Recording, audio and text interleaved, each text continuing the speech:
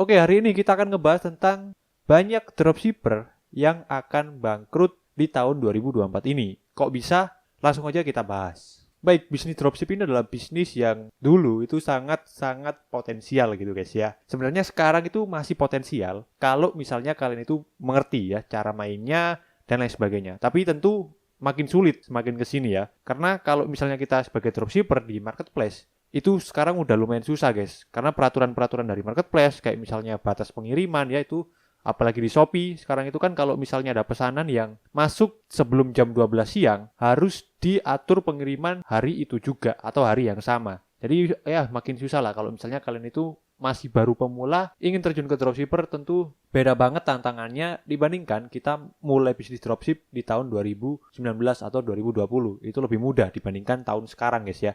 Kalau misalnya kalian baru mulai bisnis dropship. Dan bukan buat cuma pemula aja, tapi juga banyak sekali dropshipper itu yang sudah bangkrut. Dulu itu banyak banget dropshipper ya, mungkin ada ya banyak lah. Nah itu sekarang banyak banget yang bangkrut dan kembali lagi untuk kerja di perusahaan atau mungkin kerja ke pabrik dan lain sebagainya gitu ya. Karena ya memang bisnis dropship itu dibilangnya mudah, tapi pas dilakuinnya itu agak susah guys ya. Nah apa aja sih yang menyebabkan dropshipper itu bangkrut?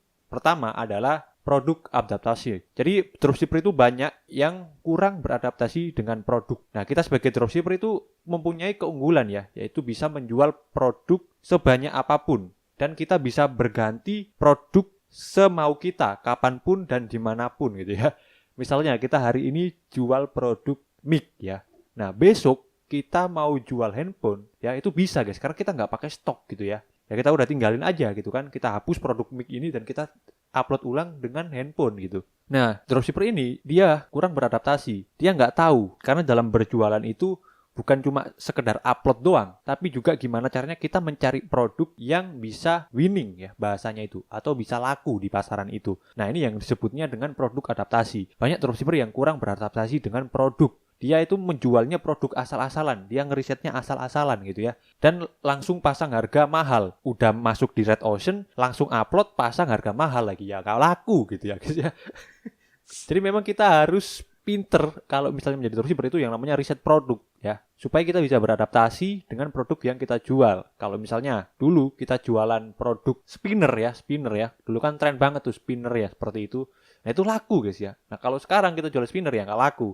Makanya kita sebagai dropshipper itu bahasanya biasanya hit and run. Jadi kita jualan produk yang lagi tren banget nih, langsung kita upload, langsung kita gas iklan, dan langsung kita dapetin cuan sebanyak-banyaknya. Setelah itu nanti bulan depan langsung kita move on dengan produk yang tren baru gitu. Kalau misalnya kita masih berharap dengan produk spinner ini terus-terusan 1 tahun 2 tahun terus laris ya, kayak di bulan-bulan pertama, ya nggak mungkin gitu guys ya. Kita harus ganti produk dan pindah produk dengan yang produk tren baru gitu. Kita harus move on dengan produk yang sebelumnya. Nah, itu saya lihatnya kurang beradaptasi. Waktu di awal-awal bulan pertama atau waktu di tahun pertama, itu dropshipper dia nemu di produk winning ya. Tapi di tahun kedua, sepi produk winningnya udah nggak winning lagi produk winningnya ini. Ya, udah sepi, udah nggak winning. Nah, dia nggak mau ganti produk lagi. Dia nggak mau nyari produk winning lagi. Tapi dia berharap supaya produk winning yang sudah sepi ini, dia optimasi, dia iklan dengan budget sebesar-besarnya, yang akhirnya tetap nggak dapat penjualan juga, masih sepi, yang akhirnya malah terus-terusan bangkrut ya akhirnya karena nggak ada penjualan gitu kan. Dia karena nggak mau move on ke produk tren yang baru. Itu guys ya penyebab pertama kenapa banyak dropshipper yang bangkrut, karena kurang beradaptasi dengan produk.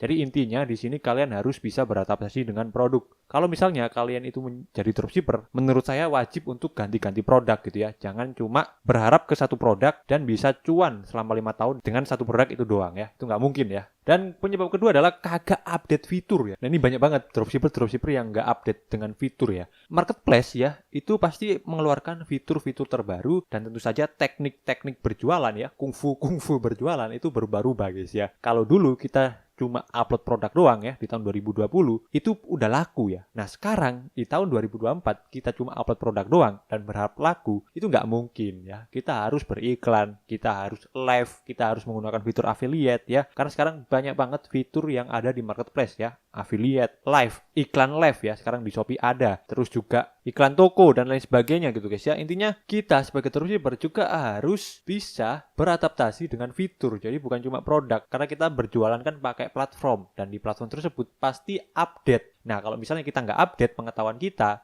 yang ada kita malah bangkrut gitu ya guys. Jadi ya itu pentingnya untuk mengupdate fitur dan terus belajar gitu ya. Kalau misalnya ada fitur terbaru nih dari Shopee atau mungkin dari Lazada atau mungkin dari Tokopedia atau mungkin dari TikTok Shop, kita harus mempelajarinya ya.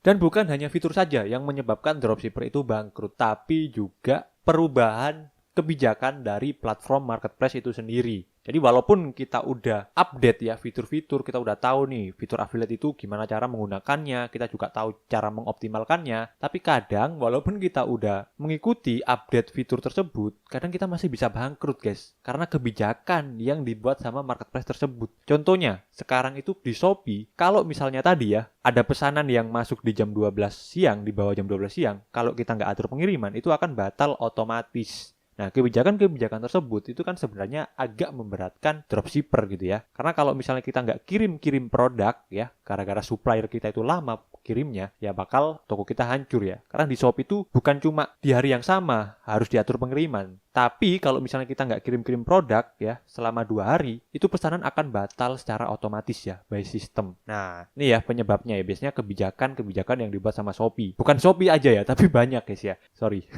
Dan bukan hanya kebijakan pengemasan atau pengiriman saja, tapi juga kebijakan biaya admin ya. Kita sebagai dropshipper itu kan ngambil ya dari supplier. Dan suppliernya pun itu belum tentu tangan pertama gitu kan. Bisa jadi suppliernya ini tangan kedua, bahkan tangan kelima, yang harganya udah mahal banget. Nah, kita ngambil dari situ ya, yang udah mahal itu di dropshipping, dan kita tentu markup lagi harganya. Dan markupnya pun kita biasanya kecil, nggak bisa tinggi-tinggi. Karena kalau tinggi-tinggi nggak laku gitu kan. Nah, kita markupnya kecil, biaya admin di marketplace makin naik. Yang ada kita rugi gitu kan. Nah, kalau misalnya kita naikin profit kita, yang ada nggak laku produk kita, tapi biaya admin masih tetap tinggi. Ya, itu ya agak susah kalau misalnya biaya admin ya, kebijakan dari platform marketplace-nya itu sendiri guys. Jadi bukan cuma pengemasan, tapi juga biaya admin dan kebijakan-kebijakan lainnya yang biasanya dibuat sama si platform ya.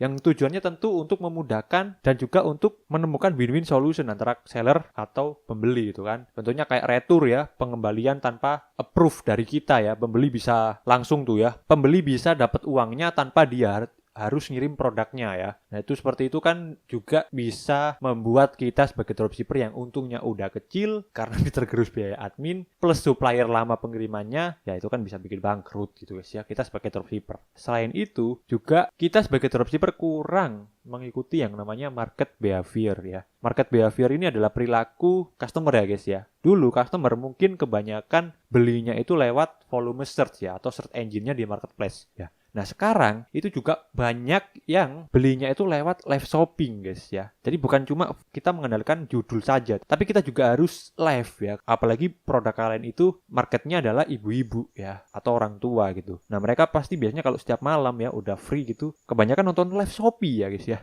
Nah, kalau misalnya kita jualan produk yang dibutuhkan sama ibu-ibu tersebut dan kita nggak live, nggak melakukan live, ya mana tahu produk kita yang kita jual ya ibu-ibu tersebut gitu kan. Nah, jadi kita harus memperhatikan market behavior sekarang itu kayak gimana. Kalau dulu pakai volume pencarian, pakai mesin ketik pencarian di marketplace, tapi sekarang pakai live shopping gitu ya. Dan dulu kalau kita masarin produk itu bisa dengan iklan ya, supaya produk kita bisa muncul di mana-mana. Nah, sekarang kita cukup pakai affiliate ya, produk kita udah bisa dipromosiin gratis sama orang tersebut di sosial media mereka ya, di Instagram, Facebook, dan lain sebagainya gitu ya, dengan share komisi saja. Nah, ini adalah market behavior ya guys ya. Kira-kira pembeli itu sekarang mereka belinya itu lewat apa ya? Apakah masih lewat mesin pencarian atau sudah lewat live atau bahkan lewat si sosial media ya, kayak YouTube, TikTok dan sebagainya ya, Instagram seperti itu. Nah, itu kita harus bisa pahami juga sebagai dropshipper supaya kita nggak sampai bangkrut gitu guys ya. Baik, di sini buat kalian yang siapa tahu ya masih kurang percaya gitu, ini anak siapa sih gitu ya, ngomongin dropshipper ya sampai yang menyebabkan bangkrut. Nah, saya sendiri ini juga pelaku dropshipper guys ya, sampai sekarang dan masih bisa bertahan ya. Bahkan di 2024 ini saya masih dropship dan omset tertinggi saya di 2024 ini. Jadi sebenarnya masih potensial guys bisnis dropship ini, asalkan kita tahu cara mainnya dan kita masih bisa terus belajar ya. Kita mau belajar ya pasti kita masih bisa bertahan ya. Itu sih poin paling penting ya, kita harus terus belajar. Dari poin ke-1 tadi yaitu adalah nggak bisa beradaptasi, poin kedua adalah kita nggak update fitur, dan poin ketiga adalah kebijakan dari platform, dan poin keempat adalah kita nggak paham market behavior. Nah, itu semua bisa kita atasi dengan ada keinginan yang namanya mau belajar ya guys ya. Jadi seperti itulah yang menyebabkan bisnis dropship. Sekian dulu untuk video kali ini. Terima kasih yang sudah menonton dan mudah-mudahan kita bisa terus bertahan ya dengan bisnis yang sedang kita jalani ya. Oke, see you, bye.